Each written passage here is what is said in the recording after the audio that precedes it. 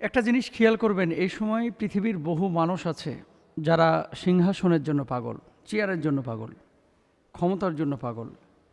রাষ্ট্রীয়ভাবে খেদমতের চাইতে বেশি মানসিকতা হচ্ছে সিংহাসনটা, আসনটা, চেয়ারটা।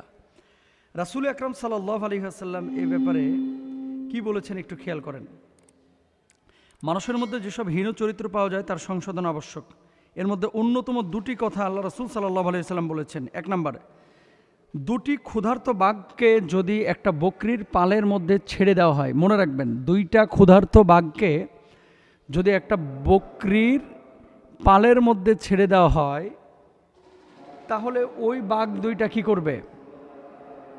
বকরির বাচ্চাগুলোকে কিন্তু আস্ত রাখবে না।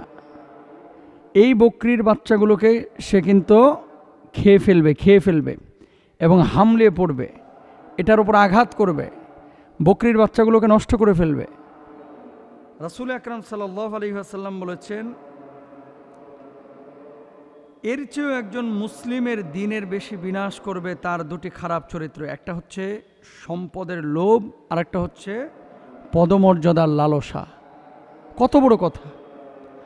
সম্পদের লোভ আর পদমর্যাদার লালসা, এই দুইটা জিনিস ওই দুই বাঘ, যেটা ক্ষুধার্ত বাঘ বকরির পালের মধ্যে ছেড়ে দেওয়া হয়েছে, এদের চাইতে মারাত্মক।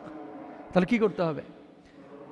মুসলমান কখনো সম্পদের লোভ করবে না, মুসলমান কখনো পদমর্যাদার লোভ করবে না। মুসলমান লোভ করবে তার ঈমানের, মুসলমান লোভ করবে তাকওয়ার, মুসলমান লোভ করবে তাওয়াক্কুলের।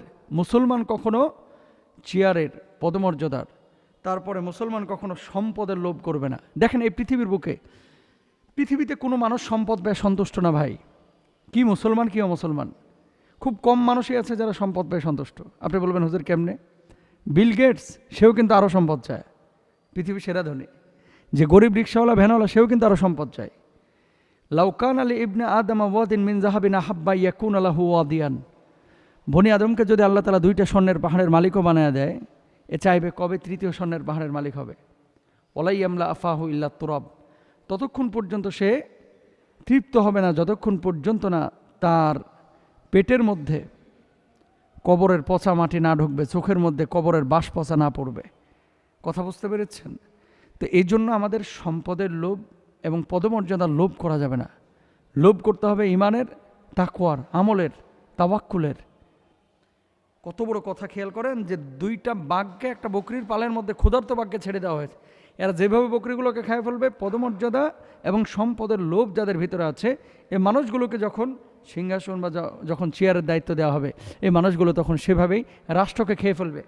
গত 15 বছরে আপনারা দেখেছেন, সব লিডারের কথা বলতেছি না, কিছু কিছু লিডার ও চেয়ার পাওয়ার পরে ও দেশের সেবার চাইতে বেশি সেবা করেছে নিজের পেটের সেবা করে কানাডার বেগমপাড়ায় বাড়ি করেছে, লন্ডনে বাড়ি করেছে, এদিক সেদিকে টাকা পাচার করেছে, হাজার হাজার কোটি টাকা।